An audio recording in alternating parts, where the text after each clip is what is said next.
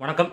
தமிழ்நாட்டின் அரசியல் ஒரு இக்கட்டான சூழ்நிலையில் மத்தியிலிருந்து ஒரு பிரஷர் கொடுக்கக்கூடிய ஒரு சூழ்நிலையில் தள்ளப்பட்டிருக்கு அப்படின்றது நம்ம அப்படியே அப்பண்டமாக தெரியுது. காரணம் என்னன்னா, கடந்த வாரம் ரெட்டி அவர்களின் வீட்டில் ஐடி ரைடு, அதில் 100 கோடிக்கு மேலே காசு கிடைக்கிது, தங்கங்கள் அதிகமாக கிடைக்கிது. இன்னைக்கு தமிழகத்தின் தலைமைச் செயலாளர் அவரோட வீட்டில் ரைடு நடக்குது. அதில் 17 கோடி ரூபாய் கிடைக்கிது அப்படின்னு சொல்லிட்டு ஐடி ரைடுன்னு சொல்கிறாங்க.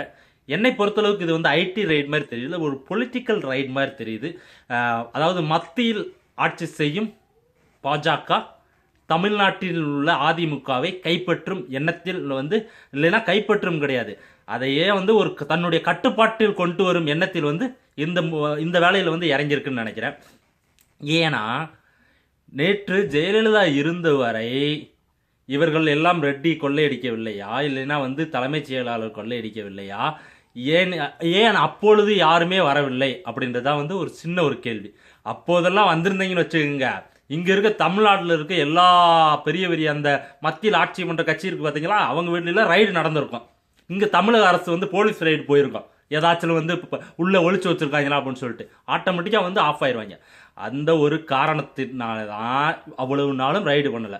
கொல்ல இந்த 100 கோடி ரூபாய் ரெட்டி அடிச்சு வச்சிருந்தாருன்னு சொல்றாங்களே, அவர் இப்போ கொஞ்ச நாளாக அந்த பிஸ்னஸ் பண்ணிக்கிட்டு இருக்காப்புல. கிட்டத்தட்ட 10-15 ஆண்டுகளாக மணலையும் இயற்கை வளங்களையும் சுரண்டு கொண்டிருப்பவர் தான் அவர் ரெட்டி. இன்று மட்டும் இந்த மத்திய அரசின் பூத கண்களுக்கு எப்படி தெரிஞ்சிச்சு ரெட்டி அப்படின்றது தெரியல. காரணம் சிம்பிள், இங்க இருக்க அதிமுகவை தன்னோட கட்டுப்பாட்டுக்குள்ள கொண்டு வர்றதுக்கு மத்திய அரசு எப்போதெல்லாம் இதெல்லாம் இந்த மாதிரி ஒரு சின்ன சந்தர்ப்பம் கிடைக்குதோ அப்போதெல்லாம் அவங்க கையில் எடுப்பது பார்த்தீங்கன்னா ஐடி ரைடு. வேற ஏதாச்சும் பண்ணுங்கடா அப்படின்னு சொன்னாலும் கேட்க மாட்டாங்க.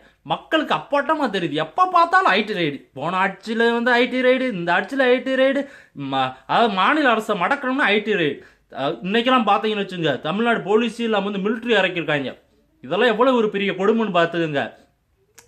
தமிழ்நாடு அரசுகிட்ட எந்த விதமான பெர்மிஷன் இல்லாம ஒரு சுய ஆட்சி நடத்திக்கிட்டு ஒரு இடத்துல இணையாட்சி நடத்தக்கூடிய மத்திய அரசு மிலிட்டரியை கொண்டு இறக்கி ரைட் பண்ணிக்கிட்டு இருக்கு.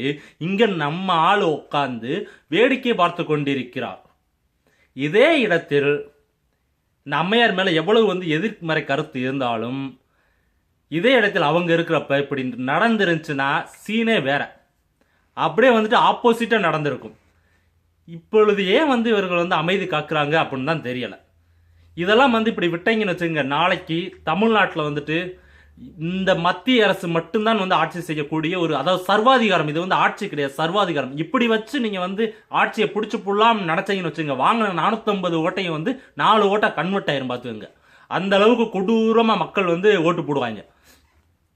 இது மாதிரி கேவலமான அந்த ஐடி ரைடு அப்படின்ற ஒரு பொலிட்டிக்கல் ரைடை வச்சு நடத்தி நீங்கள் ஆட்சியை பிடிக்கணும் அப்படின்னு சொல்லிட்டு தமிழ்நாட்டில் நினச்சிங்கன்னு வச்சுக்கோங்க, வேலைக்கே ஆகாது.